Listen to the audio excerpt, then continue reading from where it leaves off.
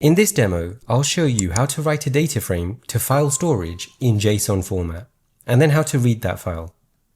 JSON stands for JavaScript Object Notation, and is a lightweight text-based format for structuring data. JSON represents data as key value pairs, using objects and arrays. It supports basic data types, such as strings, numbers, booleans, null, and nested structures. Okay. So in this cell, I've created the same data frame as I have in previous videos. It just contains country information. So here's the schema, here's the data. And then I assign the data frame to the variable df. So let me run this cell to create the data frame. Great. So let me display that data frame. So I will do display df. So here's the data frame. Let me write this data frame to file store in JSON format. I'll write it in the following path. So in dbfs, I'll write it in file store, write demo, and in a directory called countries_JSON. So I can do df.write.json, so use the JSON method, and then specify the path. So I'll use the relative path of file store, write demo, and then countries_JSON. So let's run this. So that's worked. So if I go to catalog, dbfs, file store, write demo, here is the directory. Let's click into it.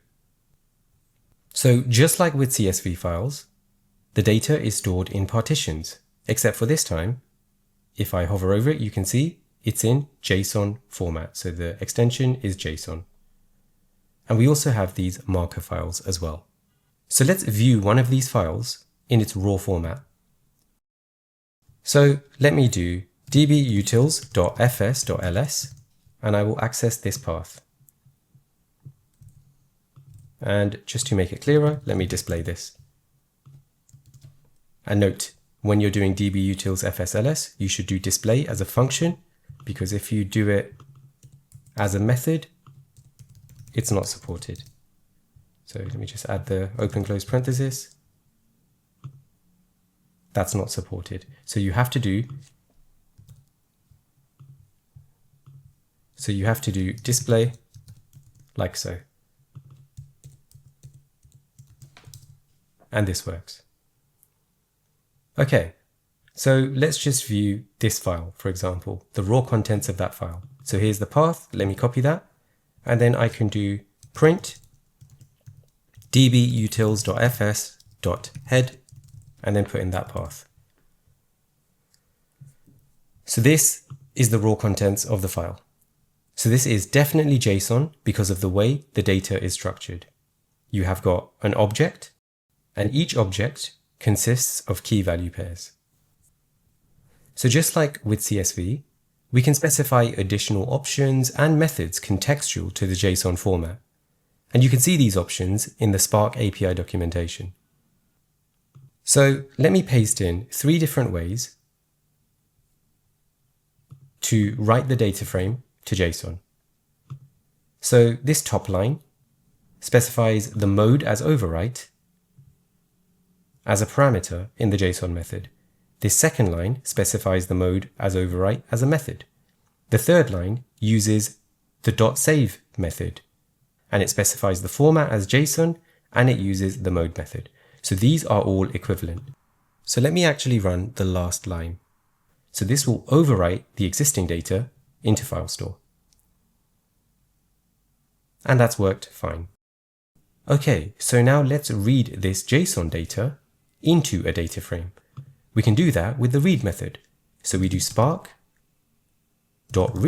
and then we can use the JSON method. So I can specify the path here. Like so. I've got an extra quote. Let me get rid of that. And then I can do .display and run this. So we have read the JSON data into a data frame. And again, we can also use alternative syntax. So for example, I can also do spark.read.format, specify the format as JSON, and then .load, and then paste in the path. And this should work the same. So I'll do dot display.